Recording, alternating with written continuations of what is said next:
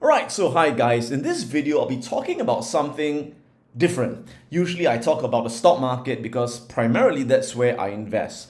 But I'm going to talk about something which is something I talk about rarely, which is the bond market. And the reason is because I see a pretty interesting opportunity trading the bond market very, very soon. Now, the best way or the simplest way to invest or trade the bond market would be using bond ETFs. And there are many, many bond ETFs. So here's a very quick overview on a different kind of bond ETFs. So you have got bond ETFs that are categorized in terms of duration. Now, primarily, I like to look at the 20-year Treasury bond ETF, and the ticker symbol is the TLT. That's the one. TLT is the 20-year Treasury bond ETF. So this ETF, basically, when you buy it, you are essentially buying a basket of 20-year Treasury bonds or government bonds, right? Another product would be the IEF, which tracks the 7 to 10-year Treasury bonds. That's the IEF. And then shorter duration would be the IEI, which would be the 3 to 7-year Treasury bonds. And if you want really short term, you can go for the SHY, which is the 1 to 3-year Treasury bonds. Now, like I said, usually I don't invest in bonds because they are bloody boring. They've got very low returns, and in the long run, the stock market has much higher returns. So let me just show that to you really quickly. So if you go to TradingView, so this is the S&P 500 over a 30-year period. And let me compare it to the bond ETFs, which you can see really suck in the long run, all right? So let me compare it to, first of all, the TLT. Let's put in TLT. Again, this is the 20-year Treasury bond. And again, you can see that in the long run, well, the TLT only started in 2002, right? So we have got to just start from 2002 to be fair, all right? So you can see that's the TLT. Let's put in the IEF, which is a 7 to 10-year Treasury bond. Okay. And then the IEI, which is the 3 to 7-year Treasury bond. And then finally the SHY, which is the 1 to 3-year Treasury bond. All right. So the first thing to notice, again, in the long run, investing in bonds is a waste of time. All right. Because you can see that in the long run, the stock market, represented by the S&P 500, way outperform bonds, which have very low returns. Now, among all the bonds, you can see TLT has the highest return, which is the 20-year bond, followed by IEF, followed by IEI, and SHY. So you may be saying, so Adam, why are you even talking about bonds? Okay, because like I said, in the short term, you can make a lot of money by knowing when to short bonds and long bonds at the right time. And they can be useful in certain situations. So, well, before I talk about bonds right now, I don't know how many of you remember my video that I posted 2 years ago, right? In fact, this is the video, go watch it. This was 2 years ago exactly. And I created a video saying that, hey, the bond market is in a bubble and it's going to burst, and you can profit from the coming bond crash and you can short bonds, which is what I did, right? So I made quite good money shorting the bond market. Now, where was the bond market at the time, right? So 2 years ago, let's look at the TLT. All right, so I'm looking at the TLT and I'm looking at the 20-year, well, let's look at the 10-year monthly candles first, right? Okay. So if you look at 2 years ago, is 2019, mid-2019, 2020, right? 2 years ago. So that's when my video was really somewhere here. So I said, bonds are in a bubble because you can see that it went parabolic. I said, time to short bonds. So we shorted bonds using options, right? We use bear put option spreads on bonds. And then since then, we had this big crash in bonds. So bonds are down like more than 30% from the high, okay? So we made pretty good money during that trade. But now the question is, bonds, have they dropped too much? Are they near a bottom? And could it be time to take a trade on bonds right now, going long for more of a trade? Again, it's not something I'll hold for the long run, right? But it could be a very interesting shorter term trade. So let's take a closer look. All right, so first, a couple of basic concepts you have to understand. The first is to understand that bond prices move the opposite of bond yields. Okay, why? Because the yield of a bond the bond yield or the interest rate, another way of saying interest rates and yields are the same thing, right? So yield is equal to the coupon, which is the interest payment made, which is a fixed interest, divided by the bond price. So you can see when bond prices go down, yields go up. See, when bond prices go up, bond yields or interest rates go down. So always remember that it always moves the opposite. Now, next question, what influences bond prices? Now, we are talking about long-term bonds here, right? 20-year, 10-year bonds. So we're talking about long-term bonds, long-term interest rates. And the main thing that influences bond prices would be economic growth, okay? So whenever the market thinks that the economy is growing and there's inflation, so usually inflation accompanies economic growth, okay? So whenever the market thinks that the economy is growing, what do? They say, oh, let me sell these boring bonds, all right, because the economy is growing, I want to put it into equities, okay? So whenever the market thinks economies are growing, bond prices fall. Bond prices fall, and hence long-term yields like the 10-year yield will go up, okay? When people expect a recession, oh, recession is coming, what do? In a recession, people are scared, so they sell stocks, more risky, they buy bonds, okay? So when there's a fear of recession, bond prices will go up because people buy bonds, and yields will fall, okay?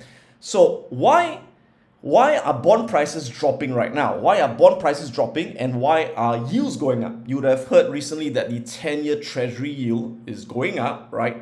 Because people are very, very optimistic about the economy, right? Which is why I don't see a recession happening anytime soon. Now, if you guys recall, a few weeks ago, I said, hey, there could be a potential bear market because the NASDAQ closed into a bear market, closed 20% below the high, and usually the S&P follows. But it was a fake out. It was a fake out, right? What happened? The NASDAQ reversed back up, S&P reversed back up. So that's why I said, hey, let's be flexible. We have to change our perspective. And based on what I've seen, the price action in the stock market, as well as the bond market, it doesn't look like the recession is anywhere near. Now, some people are saying, but Adam, the yield curve is inverting, right? Now, usually you look at the 10-year and 2-year yield inversion, but people are looking at the 5-year versus the 3 months or some crap like that, right? Now, here's the thing. Just because the yield curve inverts doesn't mean a recession is coming. The yield curve has to invert and bond prices have to go up. Yields have to come down for a good predictor of a recession. So if you look at all previous recessions, the 10-year yield dropped and the yield curve inverted. But in this situation, the yield curve is flattening, but the 10-year yield is going up. The 10-year yield is going up, which means bond prices are still falling, which means that the market is not pricing in a recession. They're pricing in continued economic growth. Okay? So that's the thing to understand. That's what the bond market's telling us. Now, so back to where I see the opportunities. So where I see the opportunities, now you guys know that I'm a contrarian, okay? So I like to go opposite of everyone else. So at that time when the bond market was hot, or bond prices were going up like crazy, everyone was buying bonds, I say short bonds, right? I say, time to short the market, and sure enough, my timing was not perfect, right? It took a while and eventually collapsed, okay? But now that bond prices have been dropping and yields are going up, I'm now being a contrarian again and saying, hey, maybe bond prices are going to bottom very soon. I'm not saying that they are bottom right now. Okay, they could still go lower for a couple of weeks or months, right? Let's analyze the charts. But what I'm saying is that I think it's nearer the bottom than it is the top, right? And when it's kind of like near the bottom, it may be interesting to take a contrarian trade to long bonds, to buy bonds, okay? Like I said, in the long run, bonds have low returns. But the great thing about buying bonds when they are near the bottom is you could get a great profit once they rebound, number one. Number two, bonds act as a very good hedge against recession when it comes. Like I said, I don't see recession coming in the near term. But I'm not saying that recession can't come next year. We could have recession next year or the year after. And when recession comes and the market goes into a bear market, then bond prices will fly. So having some bonds in your portfolio and buying them cheap right now could be a great hedge against recession when it comes, because it will come eventually, just that no one knows when, right? So let me show you this chart, and I'll show you how bond prices move during a stock bear market, during a recession. And you can see what I'm talking about. So over here, I'm looking at the S&P 500. So this is the S&P 500, and I'm comparing it to the TLT, the 20-year Treasury Bond ETF, which is the one in orange. Now let's look at all the previous bear markets and recessions in the last couple of years. So the most recent one was the COVID-19 crash back in March 2020, right? So over here you can see what happened. So in March 2020, the stock market dropped 36%.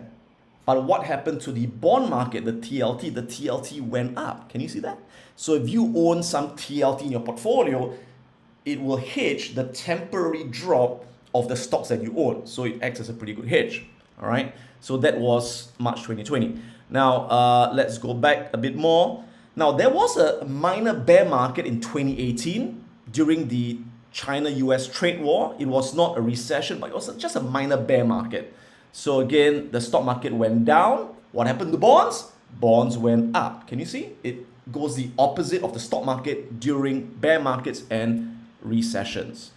Let's go back a bit more. And of course, the big crash was 2008, 2009. That was the US subprime mortgage crisis. So that's where you can see the big difference. Okay, so there we are. There's a stock market. Boom! It dropped 55% during the great financial crisis, and the bond market went up like crazy. And that's why I say holding some bonds in a portfolio is a great hedge against stock market crashes and bear markets. But like I told you, holding bonds in your portfolio in the long run, all right, very low returns, very boring. But there are opportunistic times to buy them when bonds are near the bottom of their cycle, when bonds look cheap. And I think it's starting to look cheap right now. So let's take a closer look at the TLT chart. So I'm looking at the TLT chart. This is the 20-year chart on monthly candles. Now, again, bear in mind, this trade I'm talking about is not a very short-term trade. It's not like a 1 month or 1 week trade. I'm talking about potential 1 to 2 or 3 year trade, right? So it's kind of a long-term trade, if you will, okay? So looking at the chart, what can we see? We see that the TLT made the high at 179.7, again 2 years ago when I called the bubble, when I said time to short, right? And since then, it has dropped 28%, which is a big drop for the bond market, okay? So I have drawn, you can see a couple of support levels. So first, I've drawn this long-term trend line support. So it is currently at a long-term trend line support, okay? But at the same time, you notice there's also a pretty strong level of support here. Long-term historical support at 116. And there's also an intermediate support resistance level at 123.55, okay? Now, in trading, it's all about risk reward. We can never catch the absolute top, we can never catch the absolute bottom, but it's all about asking yourself this question. When you enter, what is the risk versus the reward? Okay. Now, if you take a look at the current price right now, the current price is 129.76. Okay, there we are right now. So is it possible that it could still go down to this support 123? Yes. So if it goes down there, that's another 4% decline. Now, could it even go all the way down to this long-term support at 116? Of course, right? So if it goes down here, then it's another 9.7% decline, right? But from where it is, if it goes back to the all-time high, again, I don't expect it to go to the all-time high that easily, right? It'll take some time. But from here back to there, that's a 38% return. So at this price level, what's the risk to reward? The risk to reward could be risking, again, 10% down for 38% up, right? So you're risking basically $1 for $3.80, which is not a bad risk to reward ratio, right? And of course, if it doesn't go to the second support, if you enter here and you say, oh, you know what, I'm going to put a stop loss, for example, as a trade over there, then you're risking $4 to make a potential $38 eventually. So 38 divided by 4 is not bad. It's like risking $1 to make $9, right? So it's all about risk to reward. So remember, the lower it goes, the more attractive the risk to reward level is. So I'm watching this right now. Now, I'm not buying this yet. But of course, those of you who are in my private community in the UIP chat group, you will know the moment I buy it, you get my live buy alert, right? Now, the other thing to understand is that for this kind of this kind of longer term trade, if you will, I never buy at one go. I would buy a bit first. When I do buy, I'm not buying yet. If I buy a bit first, if it goes down, I will average down, right? I'll buy in tranches. I'll buy a bit, I'll average down so I get a pretty good average, because, you know, I'm not saying that I can always call the bottom. I have no illusions to think that I can call the bottom. As long as I buy near the bottom, all right, and I'm willing to hold it for a while, and when the next recession happens, which I don't know when, then this would really fly and make a lot of money to hedge the short-term drop in my stock portfolio. All right, so that's the whole idea behind it. Now, so how do you gain exposure to this ETF? Well, one way is to just buy the ETF, okay? But the trouble is, if you just buy the ETF, you have to buy a lot of shares. You have to buy a shitload of this ETF to have enough allocation for it to make a difference to hedge your long stock investment positions. So there are many other ways you can do it, but again, don't do it unless you have the expertise by using a bit of leverage. So you can look at using, for example, options, okay? But what I'll never do is I'll never buy a call option on something like this. Because remember, when you buy options, time decay is working against you, right? Every day you're losing money from time decay. So when you use options to take a long position, it must be such that there's no time decay. So one of the best approaches that I use is using a bullish synthetic spread. So bullish synthetic spread is where you buy a call and you sell a put at the same strike price or near the same strike price at the same expiration date. So when you sell the put, the premium from the put pays for the call that you buy, so that it becomes like a zero cost trade and there's no time decay, right? And that's equivalent to buying 100 shares of TLT. One contract of a call and a put short is equivalent to buying 100 shares of TLT. All right, but again, please don't do this unless you're really experienced, you've joined our options courses, you're in our options community, and you know exactly what to do, how to manage the trade. Okay, if not, please don't do it. Okay, but let me give you an example of how I'll do it when I do it. Right, I'm not doing it yet, but I'm just giving you a demonstration. So let's say I wanna buy the TLT right now, for example. Again, I'm not doing it yet, I'm just giving you an example, right? And now the TLT is at 12976. So what I'll do is I'll go to my trade tab and I'll choose a date to expiration. Now it doesn't really matter the date to expiration because I can always roll it forward as time goes by. But let's just say I'll use the 38-day expiration. Again, after 38 days, I can always renew it, okay? So what I'll do is I'll buy a call near the current price and sell a put near that price as well. All right. So for example, right now it's 129.76. So I'm going to buy a call at 129.5, which is, close enough, right? So I'll buy a call at 129. So I'll buy a call there, buy a call, boop, right? And how much does it cost to buy the call? It costs $3.60 to buy the call. So to pay for the call, I will sell a put to earn at least $360 to pay for the call. So looking at puts, where can I get $360? I can get $360 here at 129.5. So I'm going to sell this put at the same time, sell the put. Dong! Oh, there we go. Okay. So what have I done?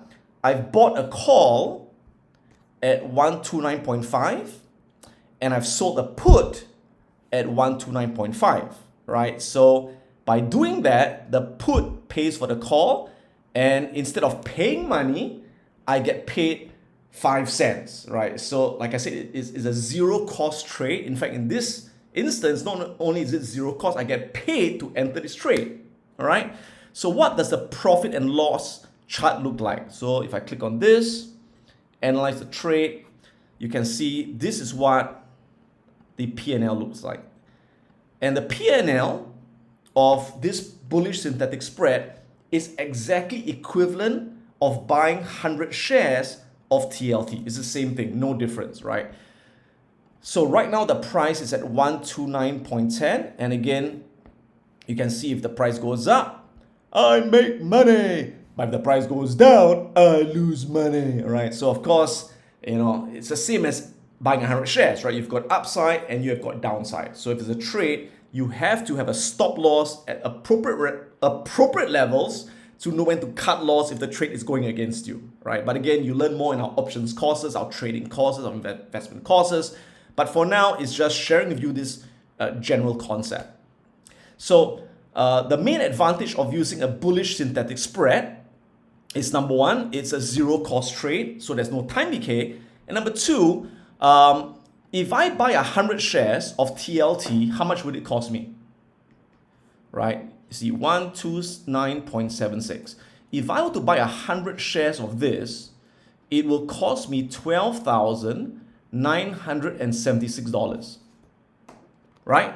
But by doing this instead, I don't have to lock up 12 grand of capital, right? You can see if I confirm and send the trade, you can see that the broker only blocks $2,900.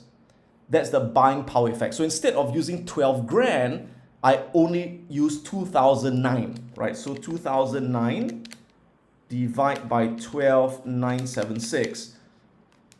I only use up 22% of the amount which I need if I were to buy 100 shares, right? So that's the beauty of using options, okay? So again, I hope you've learned something from this video. And again, please do not trade options until you've taken our option courses, you're in a community, and you truly understand how to manage these trades. And again, last disclaimer, this is not advice to buy the TLT right now. I am not buying it myself, but I'm watching it right now, and I will enter it at the right time. And in my community, you'll be the first to know. If you want to catch my latest videos, click on the subscribe button right now. Click on the bell so you get instant notifications once I upload my latest video. If you want to check out my online courses, go to piranhaprofits.com. We're going to learn how to invest and how to trade the financial markets and create an income from all around the world. If you want to join my live Wealth Academy program, go on to wealthacademyglobal.com and find out more about how you can learn investing and trading live online. This is Adam Khoo, and may the markets be with you.